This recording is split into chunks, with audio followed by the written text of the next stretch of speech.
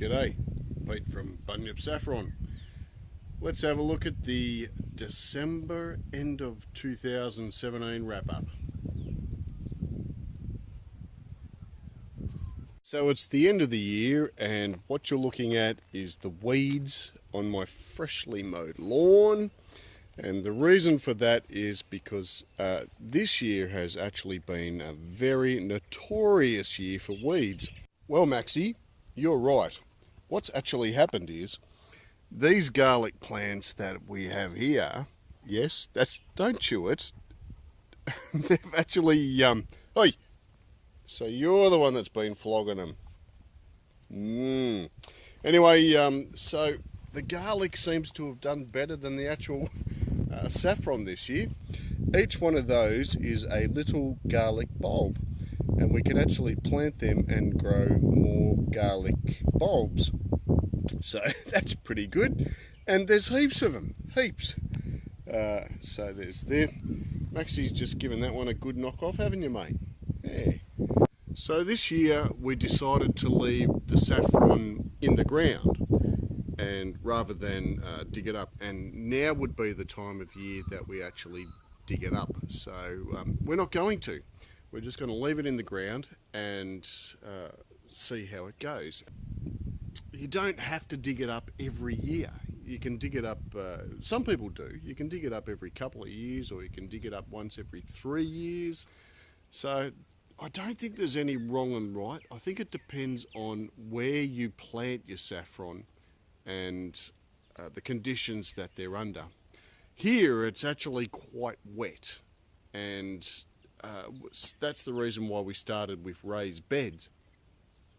And that was our motivation for digging them up every couple of years, just to be able to refresh the beds and make them a good size again, so that they would drain well, if you know what I mean.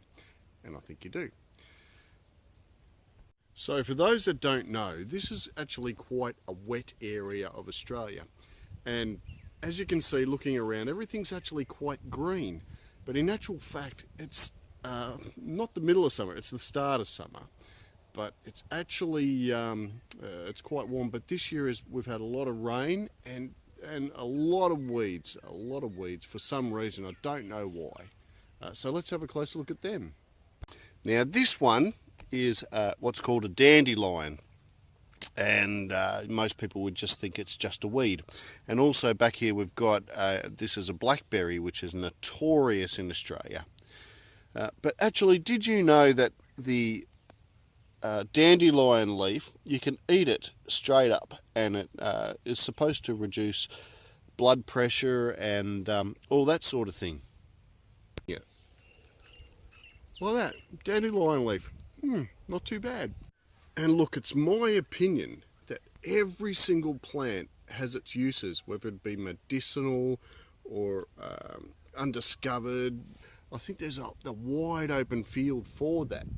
And what you're looking at here is a dockweed, and I'm sure there's some great use for that, even though I don't know what it is. And in behind here we have another dandelion which you can eat. And now to our saffron. I'm sure there's some saffron down here. There it is. And there he is. And there's our saffron bulb. And normally at this time of year we would actually dig him up, separate the whole bed and replant. But this year, of course, we're not going to. We're just going to leave him in the ground. And look, there's another one from the same. Isn't that a whopper? Look at that. And that was right next door. And look, that's probably another one of the same family. But we're going to pop them back in the ground, and we're just going to leave them. So this time next year we'll dig them all up as we normally do, and we'll give them a brand new home.